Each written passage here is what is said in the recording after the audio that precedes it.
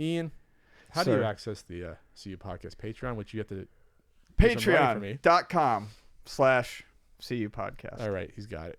We had our questions there. For $1, you can vote on the Patreon poll topic. The winner, here's the runner-ups. Retro game loot crates, can they work? That had about 26%. Have you ever had a person be nasty online only to be nice in person? 30%. Oh boy, did I want that one to win. It's a good one. Maybe next time. And then the winner with 44%, the runaway hit. With big game collections, what is a reasonable self-expectation for playing/completing those games? Take it away, Ian.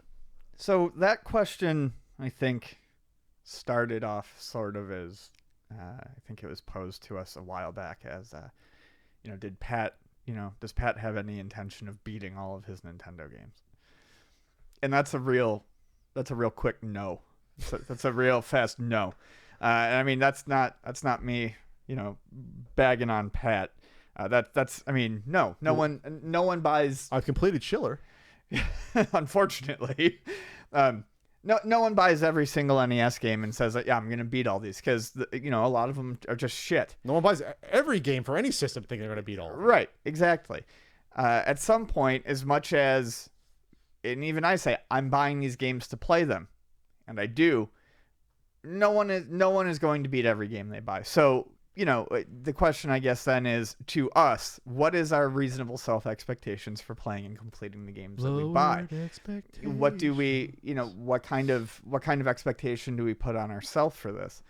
So for myself, it's very much, I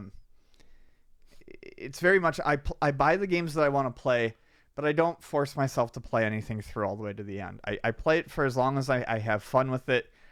Because at this point, my time to play games and my enjoyment of games is, I don't have as much time to play. So if I have to force myself to play something, then I'm not having fun with it anymore. I'm just going to enjoy the time I have with games. So if I have to bounce around, if I want to play different things, that's what I'm going to do. I don't finish a ton of games, or when I do, I don't finish them to the point of 100% completion.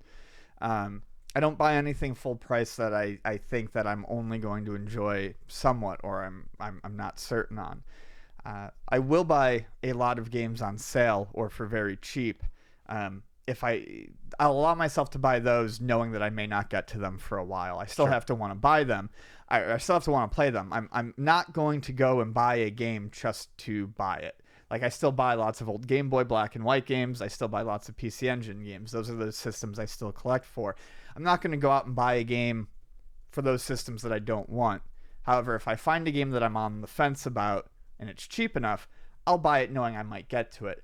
I'm not going to pay $80 for a shooter right then and there if I know I'm not going to play it, for another couple of months. I'm not spending money on something unless I'm going to go home and play it almost immediately. Sure. Do you get what I'm saying? Like, yeah. If I'm going to drop the big money on a game, it's because I'm going to go play it then. It's not, something that's going to go on my shelf. So your current mode is, at the moment, this is what I want, versus maybe I'll play it a month from now or get to it eventually. Yeah. This is where you are with your space, because I know you've sold out most of your games. So space is an issue. Space is an issue. So you're treating it more almost like a DVD rental or VHS rental. I want it now. I want to play it now, experience it now. Right. Yeah. So I mean, that's my thing. It's not a matter of completing the games, but I'm getting a lot better at only buying stuff if I know I'm going to play it immediately when I buy it, even if it's for systems I collect for. So, like I said, PC Engine and Game Boy, it's the same way. Am I going to go home and actually play this within the next week or two? And if not, then it waits. Well, obviously, I have a different mindset when it comes to that. But that's only natural being game. It used to be every NES game. This is when I had under 200 games, though. Of course, we're talking 2003, 2004, where I go to Englishtown and find 40 NES games for $20, and that's what happened. Yeah, I would play each one at least for like 5 minutes. Oh, this is what the game is like. Learn about the game. Obviously, then it gets harder because your lifestyle changes. You have less time to play the games. You're buying them such at a larger clip that you can't keep up. And then when you start adding in different systems, I still want to play. I haven't played Truxton yet. Mark from Classic Gamer is going to hate me. I got to the swap meet like 5 years ago. One of the good last finds up at the swap meet for like, a quality game that's worth something that you get for like $2. That's one of the last ones I got. Of course, it has to be freaking Genesis. Never really had me with NES that much anyway. Always bothered me. That's a great game. Yeah, but you see what I mean though, is that you're at a point where you just can't keep up and it gets overwhelming. It just depends what type of person you are. If you're a dirty shelf collector, playing the game isn't the priority at the time. You think in theory that you'd like to at least sit down one day and be like, I'm going to play Columns for Master System, even though you can play it on the Genesis. Right. Sure. But are you really going to? I mean, that's why I'm really going to look into paring down, my Super versus Genesis collection, because you have repeat games, for example. And it's like, some are better on one than the other, and you don't really need. But odds are you're never going to play both. You might play one. Exactly. That's what I'm saying. You don't need both of them. Do I need all the NHL games on both systems? Yes.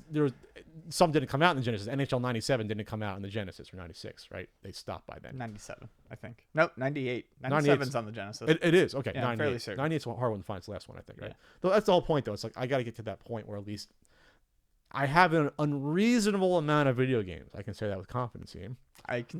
Even though it's part of my career, my business, it absolutely is. NES marathons, charity events, certain guidebooks, and it's a hobby.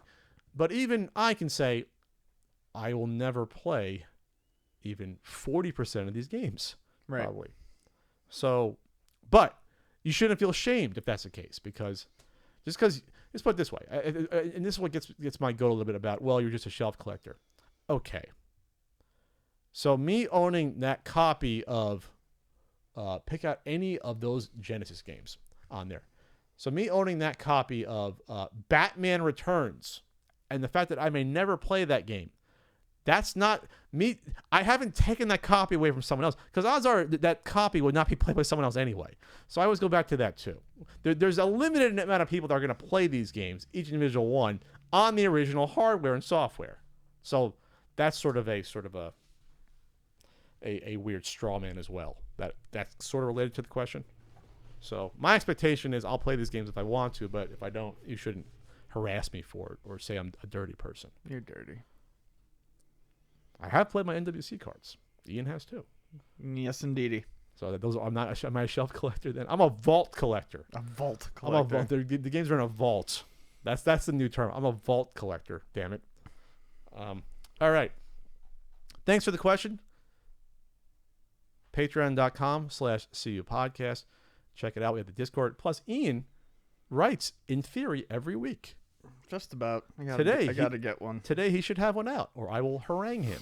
Yep, should have one out today.